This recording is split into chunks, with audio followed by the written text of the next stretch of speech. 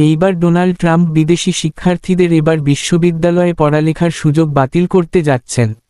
কিন্তু যুক্তরাষ্ট্রের একটি ফেডারেল বিচারক হার্ভার্ড বিশ্ববিদ্যালয়ের আন্তর্জাতিক শিক্ষার্থীদের ভর্তি বন্ধ করার ট্রাম্প প্রশাসনের পরিকল্পনার বিরুদ্ধে অস্থায়ী নিষেধাজ্ঞা জারি করেছেন। এই সিদ্ধান্তের ফলে হার্ভার্ডের বিদেশি শিক্ষার্থীদের ভিসা ও অভ্যর্থনা প্রক্রিয়া আপাতত স্থগিত থাকবে না। হার্ভার্ড বিশ্ববিদ্যালয় এই পদক্ষেপের বিরুদ্ধে মামলা করে, দাবি করে যে এটি আইন ও মত প্রকাশের স্বাধীনতার সুস্পষ্ট লঙ্ঘন।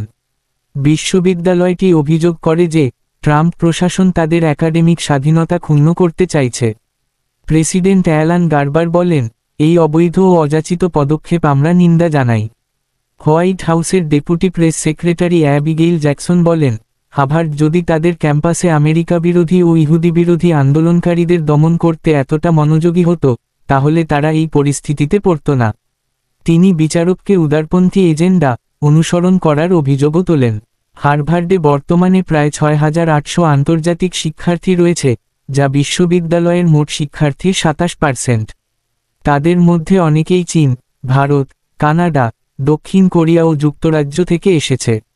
এই সিদ্ধান্তের ফলে অনেক শিক্ষার্থী তাদের ভবিষ্যৎ নিয়ে অনিশ্চয়তায় ভুগছে। পরবর্তী শুনানি ২৯শে মে বোস্টনে অনুষ্ঠিত হবে।